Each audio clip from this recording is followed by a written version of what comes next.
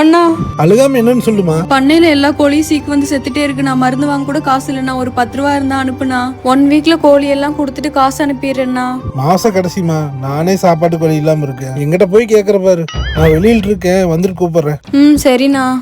மாசமானா 5000 கூட 10,000 கூட இவங்க தொலை தாங்க முடியல. ஃபிளைட் முள்ள போட்டு விட்டுருணும். கூப்பிடுறேன்னு சொல்லியிருக்காருடா. சரி, அடுத்த ஆளு கூப்பிடு. காசு கேட்கல நினைச்சா அவங்களே கூப்பிட்டாங்க. சொல்லுமா. அண்ணா ஒரு 10 ரூபா இருந்தா கொடுண்ணா. ரொம்ப எமர்ஜென்சி. நான் ஒரு 1 வீக்ல திருப்பி தந்துடுறேண்ணா. ஆடி மாசமா எனக்கே வேலை இல்லாம இருக்கு. நானே உங்ககிட்ட கேட்கலான்ட்டு இருந்தேன். சரிண்ணா. என்ன முன்னாடி நம்ம கேட்போம், இப்ப இவங்க கேட்க ஆரம்பிச்சிட்டாங்க. போன சுவிட்ச் ஆஃப் பண்ண வேண்டியதேன். அவரும் இல்லைன்ட்டாருடா. அப்படியா? சரி, உன் பாட்டி கூப்பிடு. பாட்டி காசு தேவைப்படுது. உங்கள்கிட்ட ஏதாவது 10 ரூபா இருக்குமா? நான் வேலைக்கா போறேன். நானே வீட்டுல சும்மா இருக்கிறேன். காசு முல்ல ஒண்ணுமில்ல, போன வைக்குது. நம்ம சொந்தக்காரங்க எல்லாத்துக்கும் கூப்பிடு.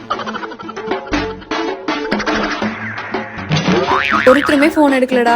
ஒருத்தனும் எடுக்கலையா?